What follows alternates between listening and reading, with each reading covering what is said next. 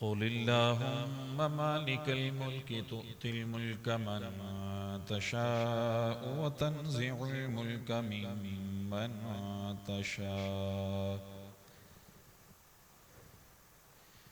وتعز من تشاء وتذل من تشاء بيدك الخير إنك على كل شيء قدير.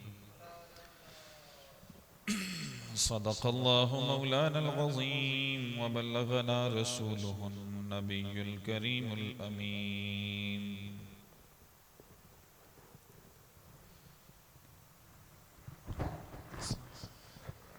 إن الله وملائكته يصلون على النبي يا أيها الذين آمنوا صلوا عليه وسلموا تسليما. الصلاة والسلام عليك يا رسول الله وعلى آلك وصحابك يا حبيب الله. الصلاة والسلام عليك يا نبي الله وعلى آلك وصحابك يا نور الله. مولاي صل وسلم دائما أبدا على حبيبك خير الخلق كلهم. يا ربي بالمصطفى بلغ مقاصدنا فاغفر لنا ما مضى يا واسع الكرم. ربي زدني علما وربي زدني علما. ربي اشرح لي صدري ويسر لي أمري واحلل عقدة من لساني يفقه قولي.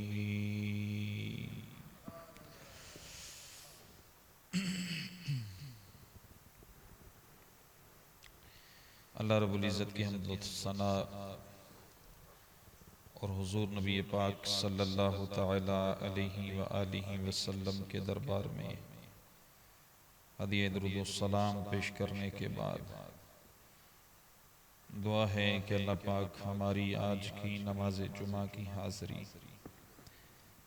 अपनी बारगाह में कबूल व मंजूर फरमाए।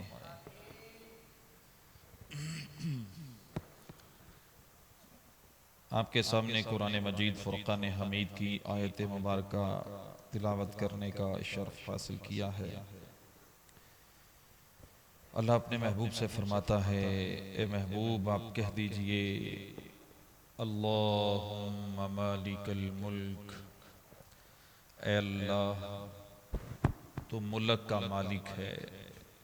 तुतिल मुल्क मन तशा, जिसे चाहता है बादशाही दे देता है। व तंज़िउल मुल्क मिम्मन तशा, और जिसे चाहता है बादशाही को छीन लेता है। व तुइज़्ज़ु मन तशा, और जिसे चाहता है इज्जत देता है। व तुज़िल्लु मन तशा, और जिसे तू चाहता है जलील कर देता है। बियदिकल खैर, तेरी कुदरत में सारी खैर है। इन्नका अला कुल्ली शैइन कदीर, बेशक तू हर चाहत के ऊपर कुदरत रखने वाला है।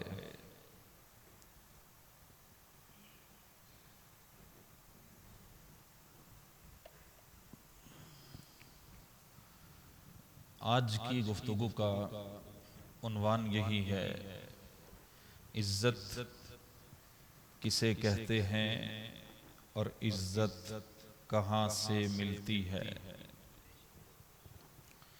इसी मुनासबत से मैंने कुरान मजीद की आयत करीमा तिलावत की है। अल्लाह रब्बुल इज़्ज़त ने बड़े वाज़े अल्फाज में इरशाद फरमा दिया कि बंदे की इज्जत का दारो मदार अपनी होशियारियों पर, चालाकियों पर नहीं है, बल्कि बंदे की इज्जत का मदार अल्लाह की अता पर है। कोई शख्स अपने तौर पर अल्लाह के चाहे बगैर ना इज्जत हासिल कर सकता है और ना ही उसको इज्जत मिल सकती है। अल्लाह पाक के दस्ते कुदरत में जब सारी इज्जत है तो पता चला कि जब भी हमें इज्जत लेनी है तो अल्लाह के दरबार में आना पड़ेगा। जिस वक्त इन चीज़ों को पेश नज़र रखते हुए इंसान अपनी ज़िंदगी में इज्जत चाहेगा तो उसे अल्लाह पाक इज्जतों के ताज भी अता फरमाएगा। इज्जत कहते हैं अजमत को, बुलंदी को, वकार को। कई लोगों को इज्जत मिलती है लेकिन वो इज्जत बचा नहीं सकते। इज्जत हासिल करना भी एक कमाल है और इज्जत को महफूज रखना, बचाना भी एक बहादुरी है। बरकरार रखना अपनी इज्जत को, ये बड़ा मुश्किल है। बाज़ लोगों को मनसब मिल जाता है लेकिन वो मनसब के मुताबिक काम नहीं करते तो अल्लाह पाक फिर उनसे मनसब छीन लेता है। इंसान को जब इज्जत मिले, इंसान फिर वही काम करे जो उसके मनसब के मुताबिक हो। इंसान होना भी एक मनसब है, यानी इंसान अल्लाह ने बनाया है तो ये भी एक मनसब है। वो चाहता तो हमें जानवर बना देता। अब इंसान हो के बंदा जानवरों वाले काम करे तो समझो कि उसने अपनी इज्जत को खुद दांव पे लगाया है। मुसलमान होना भी एक मनसब है। अगर कोई मुसलमान हो के मुसलमानों वाले काम ना करे तो ये भी अपने इज्जत का तलबगार नहीं, अपनी इज्जत नहीं बचा सकेगा। अल्लाह रब्बुल इज्जत ने कुरान मजीद में यह बयान फरमाया है। वो वाक़या आपने सुना होगा कि जब फिरौन ने जादूगरों को बुलाया तो इन्होंने आके हजरत मूसा अलैहिस्सलाम के मुकाबले में जब खड़े हुए तो इनका नारा था, क़ालू बिइज़्ज़ति फ़िरऔना इन्ना लनहनुल गालिबून। कहने लगे हमें फिरौन की इज्जत की कसम है कि हम जीत जाएंगे और मूसा अलैहिस्सलाम को हराएंगे, कि फिरौन की इज्जत के सदके और इसकी अजमत के सदके हम गालिब आ जाएंगे। मगर रब्बुल इज्जत ने ना इज्जत फिरऔन को दी ना उनकी पैरवी करने वालों को दी। कुरान मजीद बता रहा है कि इज्जत अल्लाह पाक ने अपने नबी हजरत मूसा अलैहिस्सलाम को अता फरमाई। फिरौन ना तो मुअज़्ज़ज़ था और ना उसके पास इज्जत थी। तो हमें इस चीज से समझना चाहिए कि इज्जत कहते किसे है। बाज़ औक़ात बंदा समझता है कि किसी के पास कोई मनसब है, किसी के पास दौलत ज्यादा है, किसी के पास कोठी बड़ी है, कारोबार बड़ा है, दुनियावी एतबार से उसके पास लोग बड़े आते हैं। इन चीजों को हम इज्जत समझना शुरू कर देते हैं, हालांकि ये इज्जत नहीं है। इज्जत तो वो है जो हमें कुरान मजीद ने और अहादीस मुबारका ने बताया। इन चीजों को जब हम इज्जत समझेंगे, ये तो दुनिया है और इसे जलील कहा गया। नबी पाक सल्लल्लाहु अलैहि वसल्लम ने इसे जलील कहा, अल्लाह रब्बुल इज्जत ने इसे कलील कहा। और नबी पाक सल्लल्लाहु अलैहि वसल्लम ने फरमाया कि अल्लाह रब्बुल इज्जत के हाँ अगर दुनिया की इज्जत एक मच्छर के बराबर भी होती तो अल्लाह पाक किसी नाफरमान को ना देता। इसकी इज्जत ही कोई नहीं। दुनिया का माल, दौलत, पैसा, अल्लाह की बारगाह में इसकी कोई इज्जत नहीं, कोई मकाम नहीं, कोई मर्तबा नहीं। ये सिर्फ दुनिया में हमने बना लिया कि जिसके पास चार पैसे ज्यादा हैं वो ज्यादा मुअज़्ज़ज़ है, जो लिबास अच्छा पहनता है वो ज्यादा मुअज़्ज़ज़ है, जिसके पास दौलत ज्यादा है, कारोबार है, जायदाद है, हम समझते हैं कि इज्जतदार ये है। हालांकि कुरान मजीद ने इस चीज को बयान नहीं किया। जादूगरों ने समझा था कि इज्जत फिरौन देता है, उन्होंने कहा कि हमें फिरौन की इज्जत की कसम के हम जीत जाएंगे। ये उनका गुमान था कि फिरौन भी मुअज़्ज़ज़ है और जो फिरौन की कसमें खा रहे हैं ये भी मुअज़्ज़ज़ होंगे, लेकिन उन्हें खालिक की कायनात ने ये बावर करवाया कि इज्जत ये नहीं जिसे तुम समझ रहे हो कि फिरौन आज बड़ी कुर्सी पे बैठा है, बादशाह बन के बैठा है और तुम लोग इसे सजदे कर रहे हो, इसका नाम तो इज्जत नहीं है। फिर रब्बे ज़ुल जलाल ने साबित भी किया कि जब उन्होंने अपनी रस्सियां फेंकी, हजरत मूसा अलैहिस्सलाम का वो असा मुबारक सारी रस्सियों को निगल गया, वो हार गए। फिर उन्हें पता चला कि इज्जत वो नहीं थी जिसे हम समझ रहे थे, इज्जत तो वो है जो अल्लाह रब्बुल इज्जत ने हजरत मूसा को अता फरमाई है। और इसे कहते हैं हकीकी इज्जत के बंदा अल्लाह की बारगाह में सरफरू हो, अल्लाह की बारगाह में बंदा कामयाब हो जाए, खालिक की कायनात की बारगाह में बंदा सुरखरू हो जाए, अल्लाह रब्बुल इज्जत फरमा दे कि ये बंदा कामयाब है, ये बंदा मुअज़्ज़ज़ है। दुनिया में उसकी कोई इज्जत करे या ना करे, दुनिया में उसको कोई अच्छा समझे या ना समझे, लेकिन अल्लाह की बारगाह में वो बंदा मकाम और मर्तबा हासिल कर चुका हो, दुनिया जैसी भी गुजार के चला जाए वो मुअज़्ज़ज़ होगा। उसका लिबास पुराना, उसका रंग जैसा भी है, उसके मकान अगरचे वो झोंपड़ी में रहता है, उसका सरमाया, उसका कारोबार कुछ नहीं, कई कई दिन तक वो खाना नहीं खा सकता, उसकी जेब खाली है, लेकिन अल्लाह की बारगाह में अगर उसने मकाम और मर्तबा हासिल कर लिया और अल्लाह रब्बुल इज्जत को उसने राजी कर लिया, तो फिर जमाने में सबसे बड़ा मुअज़्ज़ज़ यही कहलाएगा। ये सबसे बड़ा मुअज़्ज़ज़ है कि जिसने अपने आमाल से, अपने अफ़आल से, अपने किरदार से अल्लाह को राजी कर लिया। जब हमें ये गलत फहमी होती है ना कि इज्जत मालो दौलत का नाम है, फिर हम अपनी इज्जत बनाने के लिए इन मालो दौलत वाले लोगों के पास जाते हैं जिनको दुनियावी तौर पर कोई मनसब मिल गया, कोई MNA, कोई MPA, कोई चेयरमैन, हम इनके पास जाके समझते हैं कि इनके पास बैठने से इज्जत मिलेगी। और बाज़ औक़ात तो बदमज़हब बेदीन लोग और बाज़ औक़ात तो गैर मुस्लिम लोग भी इन ओहदों पर पहुंच जाते हैं और एक मुसलमान फिर ये समझता है कि शायद इनके पास जाके मुझे इज्जत मिलेगी या ये मुझे इज्जत देंगे, इनके पास जाके शायद मेरा मकाम मर्तबा बढ़ेगा। खालिक की कायनात ने कुरान मजीद में फरमाया कि जब कुछ लोग नबी करीम सल्लल्लाहु अलैहि वसल्लम की बारगाह में इन्होंने कलमा पढ़ लिया था, मुसलमान हो चुके थे ज़ाहिरी तौर पे, लेकिन ये फिर समझते थे कि अगर हम इस नबी के पास बैठेंगे तो हमारी इज्जत कम हो जाएगी, क्योंकि इस नबी के पास तो गरीब लोग बैठते हैं, माड़े लोग बैठते हैं। यहां तो वो बैठते हैं कि जिनके पास दो चादरें भी अपना तन ढांपने के लिए नहीं, यहां तो वो बैठते हैं कि जिनके घरों में चूल्हा नहीं जलता, यहां तो वो बैठते हैं कि जो गुलाम है किसी के, यहां तो वो बैठते हैं कि जिनको मुआशरे में हकारत की नजर से देखा जाता है। कलमा पढ़ के मुसलमान हो के ज़ाहिरी तौर पर ला इलाहा इल्लल्लाह मुहम्मद रसूलुल्लाह पढ़ के कुछ लोगों का जहन ये बना के नहीं ठीक है हम मुसलमान हो चुके, कलमा पढ़ लिया, सारा कुछ कर लिया, नमाजें भी पढ़ ली, लेकिन हम बैठेंगे जाके अबू जहल के पास, बैठेंगे जाके उतबा और शेबा के पास। क्यों?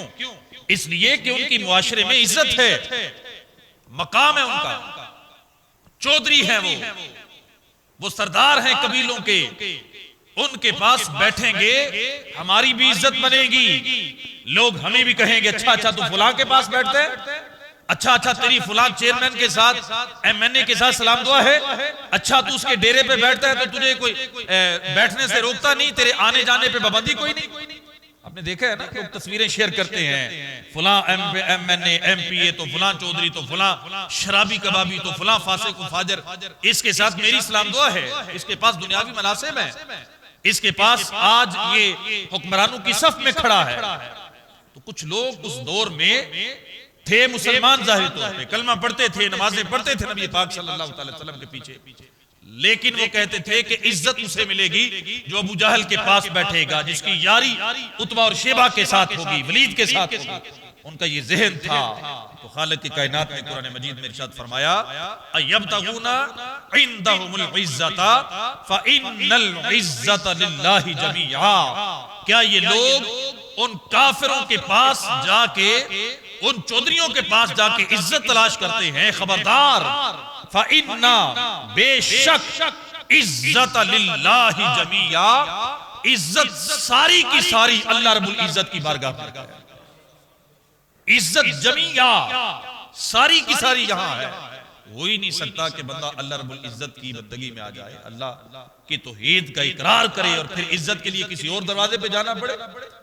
खालिक की कायनात ने ये कुरान मजीद में इरशाद फरमाया कि ये लोग काफिरों के पास जाके और चौधरियों के पास जाके और इन लोगों के पास जाके समझते हैं कि हमें इज्जत मिलेगी, लेकिन अल्लाह फरमाते हैं फ़इन्नल इज्जता लिल्लाहि जमीआ, इज्जत सारी की सारी अल्लाह के लिए है। अल्लाह जिसे चाहे इज्जत अता फरमाए। व तुइज़्ज़ु मन तशा व तुज़िल्लु मन तशा, जिसे वो इज्जत देना चाहता है उसे कोई जलील नहीं कर सकता, और जिसे वो जलील करना चाहता है उसे कोई इज्जत नहीं दे सकता।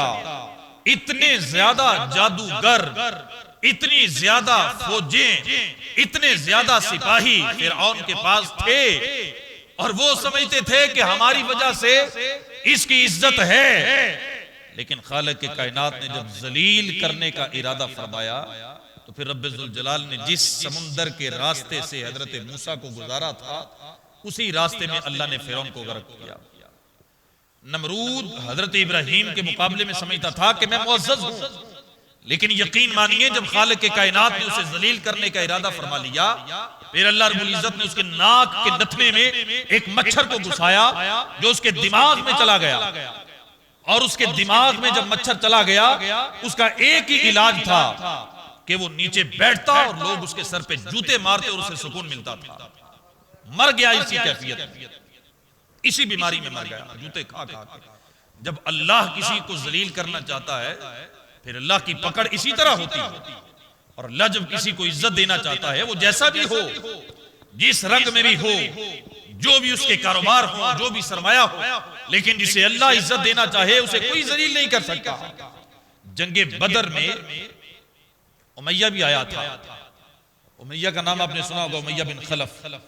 ये हजरत बिलाल रदी अल्लाह तआला अन्हु का जो आका था किसी दौर में, तो आप इसके गुलाम थे। ये आपको बड़ी तकलीफें देता था इस्लाम छुड़वाने के लिए। ये उमैया भी जंगे बदर में आया था, और इसने काफिरों को मान था अपनी ताकत पर, इसे भी मान था। अब जंगे बदर में इस पर हजरत बिलाल की नजर पड़ गई।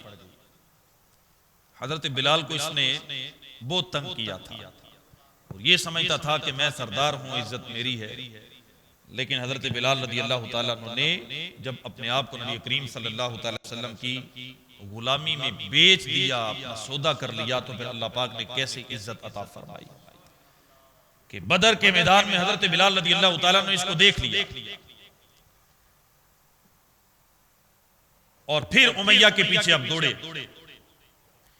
फिर उमैया ने बड़े लोगों को बुलाया कि मुझे कोई पनाह दे, लेकिन हजरत बिलाल रज़ी अल्लाह तआला अन्हु ने फरमाया कि ये वही उमैया है जो हजरत बिलाल फरमाते हैं कि मुझे मुसलमान होने के जुर्म में सजाएं देता था, तकलीफें देता था।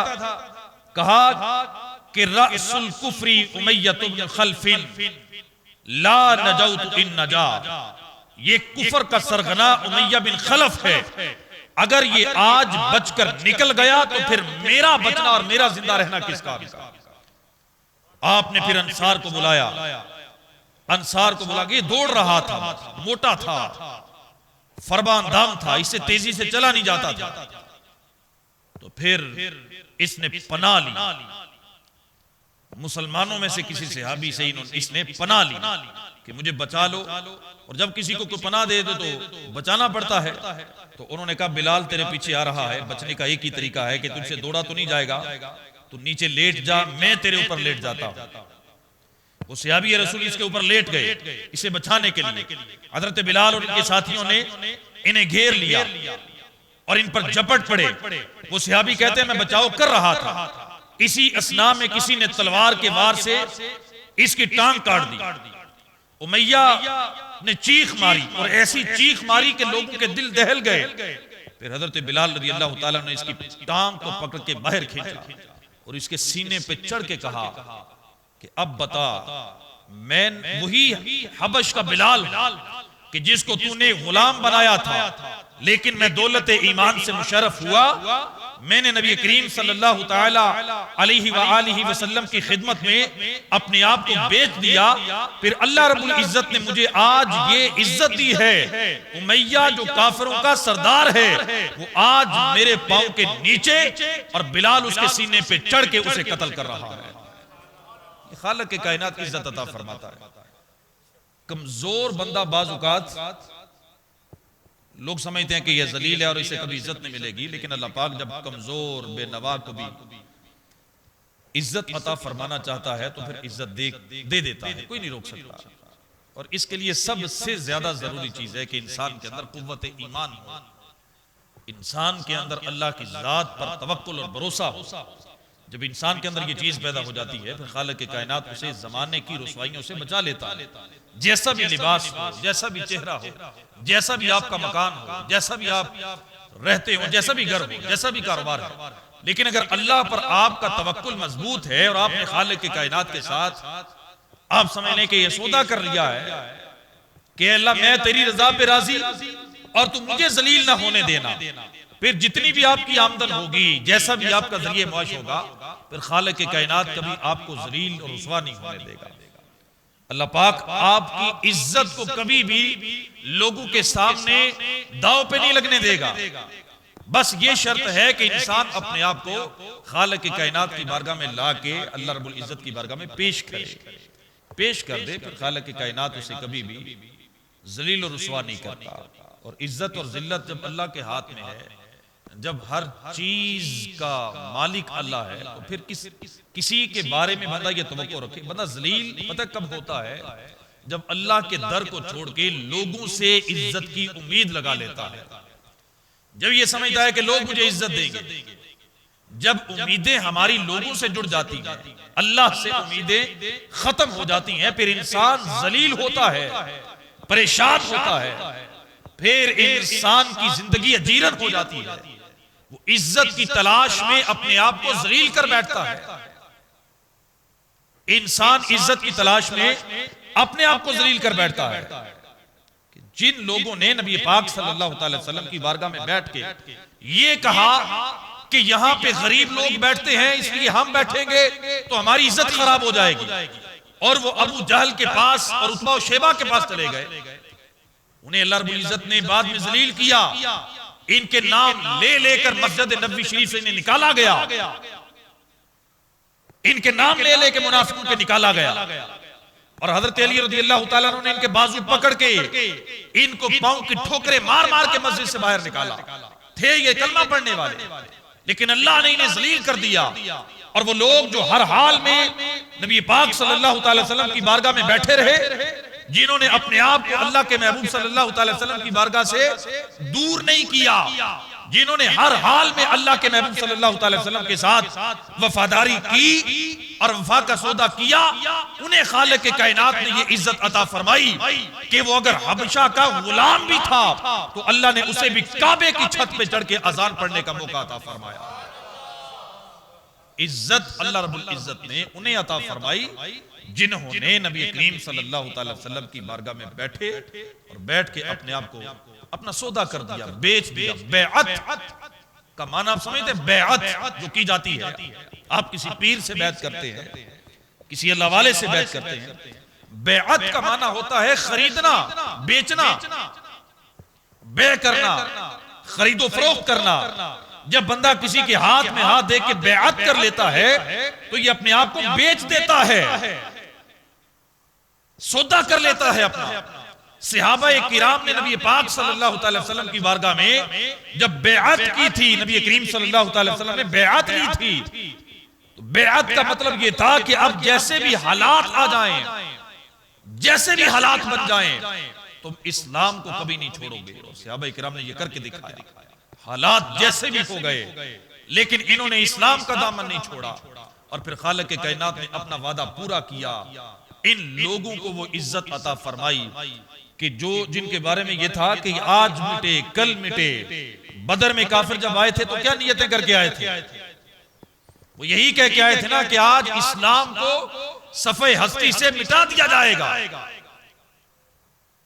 और ऊंटनियां लेके आए थे स्पेशल कि हम इन ऊंटनियों पे मुसलमानों को बांध के मक्के में लेके जाएंगे और लोगों को दिखाएंगे कि नया दीन बनाने का ये अंजाम होता है। कई दफा उन्होंने इस नीयत से हमला किया कि मुसलमानों को सफे हस्ती से मिटा दिया जाएगा, लेकिन ये अल्लाह रब्बुल इज्जत की शान है।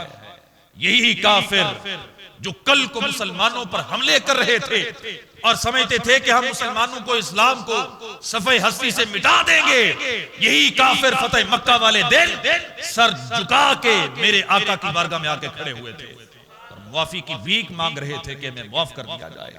कोई भाग गया, कोई हुजूर की बारगाह में आके पांव पड़ गया। सहाबा किराम की अज़मतों को सलाम, रब्बे ज़ुल जलाल ने इन्हें इतनी इज्जत अता फरमाई, इतनी इज्जत अता फरमाई कि पूरी दुनिया का इन्हें बादशाह बना दिया, रूम तक और शाम तक, और उस जमाने की जो सुपर पावर थी वहां तक अल्लाह पाक ने सहाबा किराम को हुकूमतें अता फरमाई, इज्जतें अता फरमाई।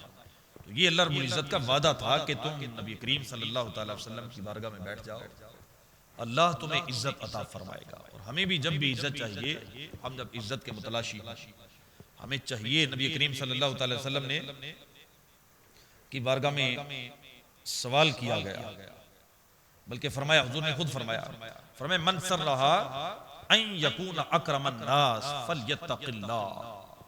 फरमाया कि जो बंदा ये चाहता है कि लोगों में मैं मुअज़्ज़ज़ बन जाऊं, लोग मेरी इज्जत करें, सबसे ज्यादा मुअज़्ज़ज़ मैं बनूं, ये किसकी चाहत नहीं है? कौन नहीं चाहता? बंदा नया लिबास पहनता है तो लिबास पहनते हुए, बटन बंद करते हुए शीशे के सामने खड़े होकर यही सोचता है ना कि मैं ऐसा लिबास पहनूं कि मेरे जैसा कोई ना पहने, मेरे बालों का स्टाइल, मेरे लिबास का स्टाइल ऐसा हो कि लोगों में जाऊं तो पता चले, खुशबू ऐसी लगाऊं कि लोग पूछें ये खुशबू कौन सी है। हर बंदा ही चाहता है कि मेरी इज्जत हो, मेरा मकाम हो, लोग मेरी इज्जत करें, मैं सबसे नुमाया नजर आऊं। तो नबी करीम सल्लल्लाहु अलैहि वसल्लम ने फरमाया मन सर्रहा अन यकूना अकरमन नास फलयत्तकिल्लाह, कि जो बंदा ये चाहता है, जिसकी ये तमन्ना है कि मैं लोगों में मुअज़्ज़ज़ बन जाऊं, इकराम वाला बन जाऊं, लोग मेरी इज्जत करें, फलयत्तकिल्लाह, उसे चाहिए कि अपने अंदर अल्लाह का खौफ पैदा करे, वो अल्लाह से डरे, तकवा इख्तियार करे, नमाजों की पाबंदी करे, तहज्जुद गुजारियां करे, वो नवाफिल पढ़े, कुरान की तिलावत करे, हराम काम छोड़ दे, तन्हाई में भी हराम काम करना छोड़ दे। महफिल में भी बाज लोग होते हैं कि वो नेक दिखने के लिए कोशिश करते हैं, नेक दिखने के लिए कि मैं नेक लगूं, ठीक है, ये कोशिश होती है बाज लोग कि मैं नेक लगूं, नेक दिखूं, लेकिन तन्हाई उनकी बहुत बुरी होती है। मुनाफिकत की निशानी यह बयान की गई है कि बंदा जब लोगों के दरमियान हो, इसका दिल करे कि मैं ज्यादा इबादत करूं, लोगों के सामने मैं नमाज पढ़ूं तो आहिस्ता आहिस्ता, ठहर ठहर के, सारे सुन्नतें भी पढ़ूं, नवाफिल भी पढ़ूं, और जब घर में कभी नमाज पढ़नी पड़े तन्हाई में, फिर इसकी नमाज की रफ्तार तेज हो जाती है, फिर ये सुन्नतें भी छोड़ता है, नफल भी छोड़ता है। ये मुनाफिकत की निशानी है कि लोगों के सामने तेरा दिल करता है कि मैं ज्यादा इबादत करूं, और तन्हाई में तेरा दिल करता है कि मैं कम इबादत करूं। ये मुनाफिकत है। इससे बच के अल्लाह रब्बुल इज्जत की रिजा के लिए अपने अंदर खौफे खुदा पैदा करते हुए बंदा इबादत में अपने आप को लगाए, तन्हाई में भी इबादत करे, महफिल में भी इबादत करे, मस्जिद में भी नमाज पढ़े, घर में भी नमाज पढ़े, हराम कामों को छोड़ दे, तन्हाइयों को पाक कर ले, अपने मोबाइल को गंदगियों से पाक करे, फिर खालिक के कायनात उसे जमाने में मोअज़्ज़ज़ बना देगा। ये नबी करीम सल्लल्लाहु अलैहि वसल्लम ने हदीस में इरशाद फरमाया कि इज्जत का तरीकाकार यही है और इज्जत यही है। बाकी जिसे तुम इज्जत समझते हो वो इज्जत नहीं है। इज्जत यही है कि तुम अल्लाह की बारगाह में कोई मकाम और मर्तबा हासिल कर लो। खुतबा हिज्जतुल विदा के मौका पर नबी करीम सल्लल्लाहु अलैहि वसल्लम ने इरशाद फरमाया था कि किसी गोरे को किसी काले पर कोई फौकियत नहीं और किसी अरबी को किसी अजमी पर कोई फौकियत नहीं। दस्तूर ये था कि अजम के लोग, जैसे हम अजमी हैं, अजमी जो लफ्ज है ये अरब में आप समझ लें कि तहकीर के तौर पे बोला जाता था। जैसे हम नहीं, हमने एक कौमें बनाई हुई हैं और तहकीर के तौर पे कुछ कौमों के नाम लेते हैं, हकारत से नाम लेते हैं। अजमी होना ऐब था अरबियों के नजदीक। अजमी का मतलब उनके नजदीक जाहिल, अरबी का अजमी का मतलब उनके नजदीक अनपढ़, अजमी का मतलब उनके नजदीक गंवार। वो समझते थे कि जो अरब से है इज्जतदार वही है बस जिसका ताल्लुक अरब से है। लेकिन नबी करीम सल्लल्लाहु अलैहि वसल्लम ने आखिरी हज के मौके पर इरशाद फरमाया, खबरदार किसी अरबी को किसी अजमी पर कोई फौकियत हासिल नहीं है, किसी अमीर को किसी गरीब पर कोई फौकियत हासिल नहीं है, किसी गोरे को किसी काले पर कभी इज्जत न देना। या रसूलुल्लाह सल्लल्लाहु अलैहि वसल्लम फिर इज्जत किसे दें? और मैं इज्जत का म्यार मैं तुम्हें ये दे के जा रहा हूं। कोई काला हो, कोई अजमी हो, कोई गरीब हो, कोई फकीर हो, लेकिन जो मुत्तकी ज्यादा है तुम उसे इज्जत भी ज्यादा देना। जिसका तकवा ज्यादा है, जैसा भी है, घर उसका छोटा सा है, कुटिया में रहता है, लिबास फटा पुराना पहनता है, चेहरा भी उसका इतना गोरा चिटा नहीं है, काला ही है, लेकिन है वो अल्लाह से डरने वाला, मुत्तकी परहेजगार है। और मैं ये अल्लाह की बारगाह में मुअज़्ज़ज़ है। और एक हदीस पाक में नबी करीम सल्लल्लाहु अलैहि वसल्लम ने फरमाया कि खबरदार, इन्नल्लाह ला यंजुरु इला सुवरिकुम व अमवालिकुम वलाकिन यंजुरु इला कुलूबिकुम व आमालिकुम। कि अल्लाह रब्बुल इज्जत, बेशक अल्लाह रब्बुल इज्जत तुम्हारी शक्लों को नहीं देखता, ला यंजुरु इला सुवरिकुम तुम्हारी सूरतों को नहीं देखता, व अमवालिकुम तुम्हारे मालों को भी नहीं देखता, वलाकिन यंजुरु इला कुलूबिकुम अल्लाह तुम्हारे दिलों को देखता है, व आमालिकुम तुम्हारे अमल को देखता है। माल जितना भी इकट्ठा कर लो, शक्लो सूरत तुम्हारी जितनी भी प्यारी हो जाए, अल्लाह रब्बुल इज्जत की बारगाह में कोई बरतरी नहीं है। अल्लाह तो तुम्हारे दिल देखता है, तुम्हारे अमल देखता है। जिसका दिल, जिसका अमल खूबसूरत हो गया, वो खालिक के कायनात की बारगाह में मुअज़्ज़ज़ बन जाएगा, इज्जतदार बन जाएगा। मैं और आप अपने आप को अगर इज्जतदार बनाना चाहते हैं तो अपने दिल पे तवज्जो दें, इसको साफ करें। ये बहुत गंदा हो जाता है, इस पे दाग लगते हैं। जब बंदा एक गुनाह करता है तो स्याही का एक नुक्ता, दो करता है तो दूसरा, तीसरा, चौथा, दाग लगते जाते हैं, लगते जाते हैं। ये काला हो जाता है, ये स्याह हो जाता है।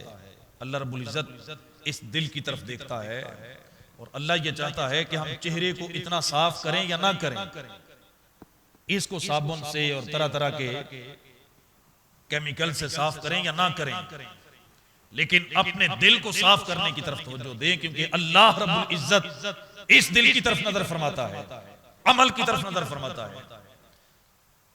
और खालिक के कायनात ने कुरान मजीद में भी यही मियार इरशाद फरमाया है कि इन्ना अक्रमकुम इंदल्लाहि अत्काकुम। अल्लाह की बारगाह में अकरम वो है, इज्जतदार वो है, मुअज़्ज़ज़ वो है कि जो तकवे में तुमसे बढ़कर है, सबसे बड़ा मुत्तकी, सबसे बड़ा इज्जतदार है। और जो सबसे बड़ा गुनाहगार हो, मालो दौलत उसके पास हो, कोठियां उसके पास है, ओहदा मनसब उसके पास है, तो हम उससे तो झुक कर सलाम दें, उसके साथ तो सेल्फियां बना के फख्र महसूस करें, उसके पास बैठना हमारे लिए समझ लें कि हम उसको बरकत का बायस समझें कि चौधरी साहब ने, एमएनए साहब ने, वजीर साहब ने मुझे वक्त दिया, मैं इनके पास बैठ गया।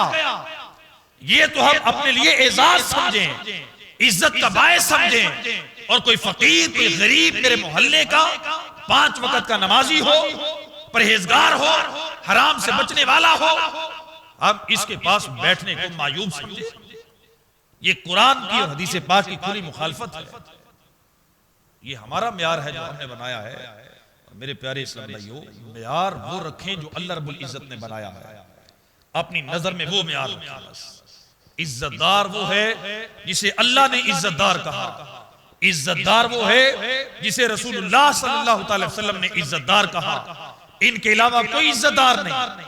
और बाज़ औक़ात आप समझते हैं कि हम नेकी के रास्ते पर चलेंगे तो लोग हमारी इज्जत नहीं करेंगे, दाढ़ी रखेंगे लोग इज्जत नहीं करेंगे, सुन्नत के मुताबिक लिबास पहनेंगे लोग इज्जत नहीं करेंगे, लोगों में इज्जत बनाने के लिए दाढ़ी भी मुड़ाई, लिबास भी तरह तरह का अंग्रेजों वाला पहना, अपना चेहरा, अपनी वज़ाकता, अपने घर का स्टाइल, बच्चों की तालीम और तरबियत, सब कुछ गैरों वाला अपना के हमने समझा कि इज्जत मिल जाएगी। और हम समझते हैं कि दीन के रास्ते पर चलेंगे तो इज्जत कौन करेगा, मौलवी बन जाएंगे तो इज्जत कौन करेगा, बच्चों को कुरान में की तरफ लगा देंगे, मदरसों की तरफ लगा देंगे, इज्जत कौन करेगा। मेरे नबी अलैहिस्सलाम ने जब ऐलान नबुव्वत किया, लोगों को नेकी की दावत दी, किसने इज्जत की थी? रसूलुल्लाह सल्लल्लाहु अलैहि वसल्लम की। पत्थर नहीं मारे गए, ओजड़ियां नहीं फेंकी गई, लहू नहीं बहाया गया, पागल नहीं कहा गया, माज़अल्लाह मजनू नहीं कहा गया। मेरे आका सल्लल्लाहु अलैहि वसल्लम जब वो ताइफ की मंडी लगती तो आका अलैहिस्सलाम वहां चले जाते, लोग सारी दुनिया से चल के आते थे। हुजूर उन्हें कहते, कूलू ला इलाहा इल्लल्लाह, कहो अल्लाह एक है। अबू लहब साथ ही पीछे खड़ा होता, वो आके सब लोगों को कहता, इसकी बात ना मानना, ये हमारा पागल बेटा है। वो हर जगह नबी करीम सल्लल्लाहु अलैहि वसल्लम के साथ जाता।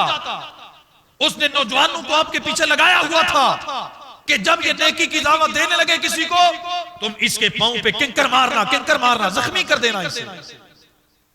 नबी करीम सल्लल्लाहु अलैहि वसल्लम को नहीं सताया गया इस तरह, लेकिन खालिक के कायनात ने अपने महबूब को इस दौर में इरशाद फरमाया, ए महबूब तुम्हें सताया जा रहा है, वला यहज़ुनका क़ौलुहुम, तुम इनकी बातों की परवाह ना करना, इनकी बातों की टेंशन ना लेना, इनकी बातों से हौसले पस्त ना कर देना, इनकी बातों में आके परेशान ना हो जाना। वला यहज़ुनका क़ौलुहुम, खबरदार इनकी बातें आपके दिल को रंजीदा ना करें। इसलिए इन्नल इज्जत लिल्लाहि जमीया, इज्जत सारी की सारी अल्लाह के लिए है और अल्लाह आपको ही इज्जत अता फरमाएगा।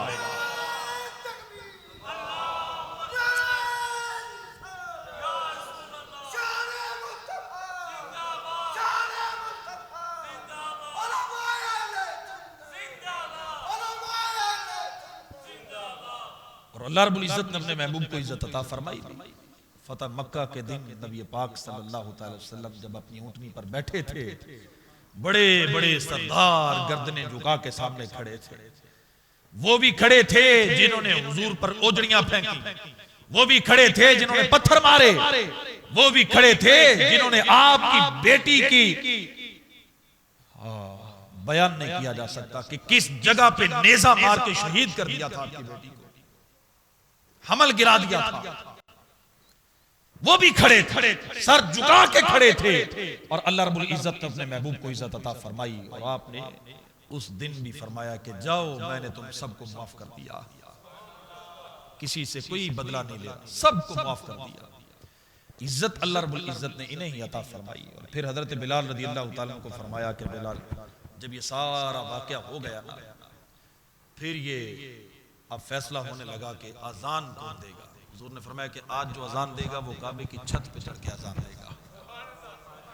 आज इस्लाम की फतह का दिन है, आज काबे की छत पे चढ़ के अजान दी जाएगी।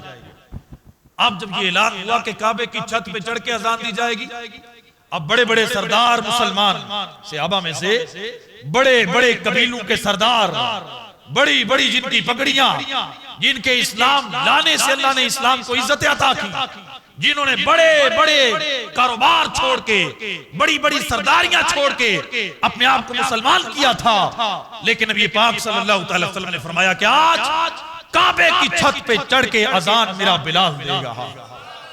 इन्हें अल्लाह पाक ने इज्जत अता फरमाई। रंग के भी काले हैं। नबी करीम सल्लल्लाहु अलैहि वसल्लम का हर सहाबी ही खूबसूरत है, हर सहाबी ही, बोलिए हर सहाबी ही। हम ये नहीं कह सकते कि माज़अल्लाह वो खूबसूरत नहीं थे, रंग काला भी था लेकिन थे खूबसूरत, थे वो प्यारे कि जो हुजूर को प्यारे लगे और जिनको अल्लाह ने अपने नबी के लिए खुद चुना। देखे ना, बंदा किसी को चुनता कब है कि जब उसको प्यारा लगता है। आप किसी का इंतखाब करें, आप अपने बच्चे बच्ची का रिश्ता करें, तो आप किसी को चुनते वक्त ये कहेंगे कि है तो तू बदसूरत, लेकिन मैं तुझे अपनी बेटी बेटे के लिए पसंद कर रहा हूं। नहीं ना होगा, आप चुनेंगे उसे जो आपको खूबसूरत लगेगा। अल्लाह रब्बुल इज्जत ने अपने महबूब के लिए सहाबा का इंतखाब खुद फरमाया है और एक एक को अपने महबूब के लिए खास भी किया और ये भी फरमा दिया कि तू मुझे प्यारा लगता है। हजरत बिलाल रज़ी अल्लाह तआला अन्हु अल्लाह को प्यारे लगे, अल्लाह के महबूब को प्यारे लगे तो अल्लाह पाक ने इन्हें इज्जत अता फरमाई। यही इज्जत खालिक की कायनात ने हमें भी अता फरमाई है। पता है किस तरह? यहूदियों को, ईसाइयों को तौरात के अंदर अल्लाह पाक ने जब भी मुखातिब किया ना, तो पता है क्या फरमाया? तौरात के अंदर, इंजील के अंदर यहूदियों और ईसाइयों को अल्लाह ने फरमाया या अय्युहल मसाकीन, ए फकीरों, ए मस्कीनों। ये खिताब है यहूदियों के लिए, ईसाइयों के लिए। लेकिन जब अपने महबूब के उम्मतियों को अल्लाह ने खिताब फरमाया ना कुरान में 88 दफा, 88 दफा, तो अल्लाह पाक ने फरमाया या अय्युहल्लज़ीना आमनू, ए ईमान वालो। और पता है मोमिन जो हमें नाम दिया गया, ये अल्लाह ने अपना भी नाम रखा है।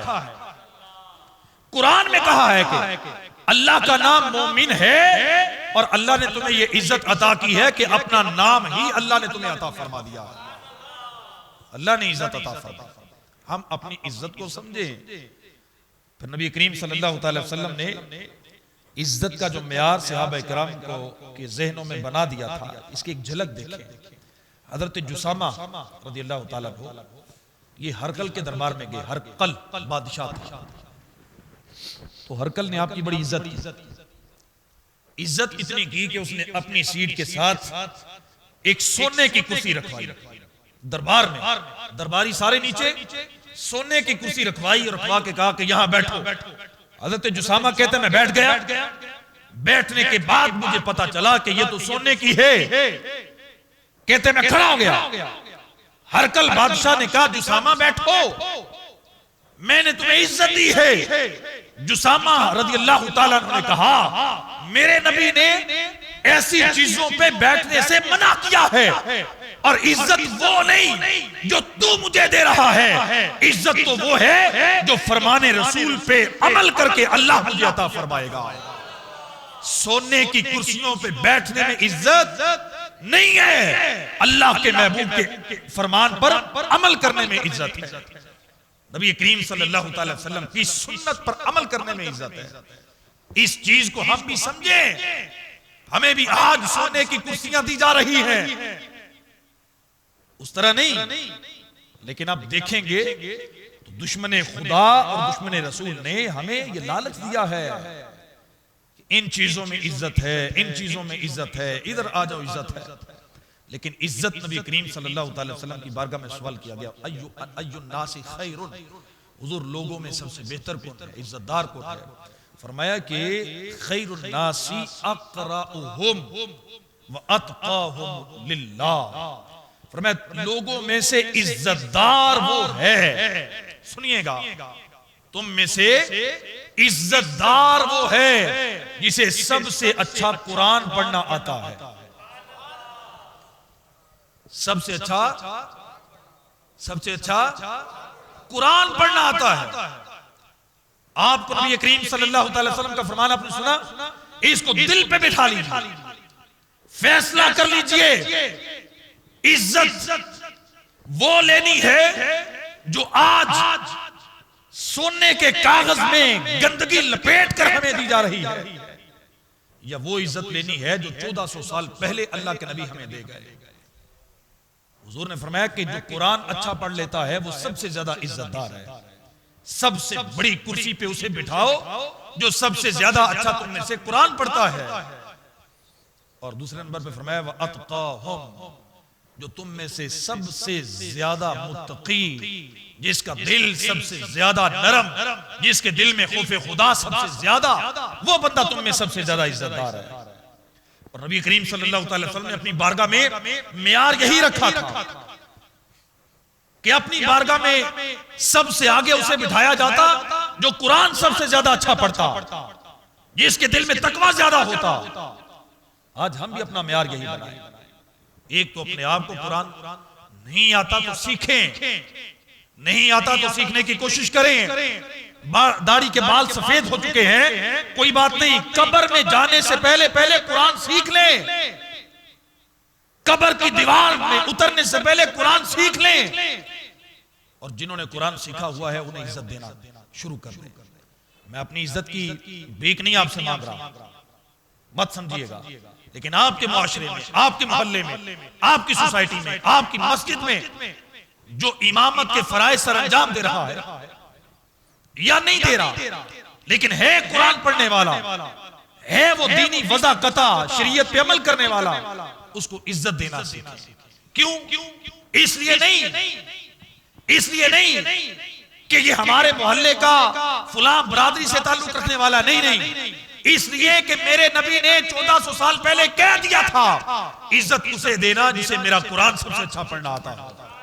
इस हदीस पे अमल करने के लिए इज्जत देना, और अपने आप को भी कुरान की तरफ लाएं, तकवे की तरफ लाएं। हजरत बिलाल हबशी रज़ी अल्लाह तआला अन्हु का नाम मैंने कई बार लिया आपके साथ। इनकी इज्जत का म्यार यही था। आज भी इनकी औलाद के लोग आज भी मदीना शरीफ में चबूतरे पे बैठे हुए हैं, दारुल सुफा पे आज भी बैठे हैं। आज भी अल्लाह पाक ने उन्हें इज्जत अता फरमाई है।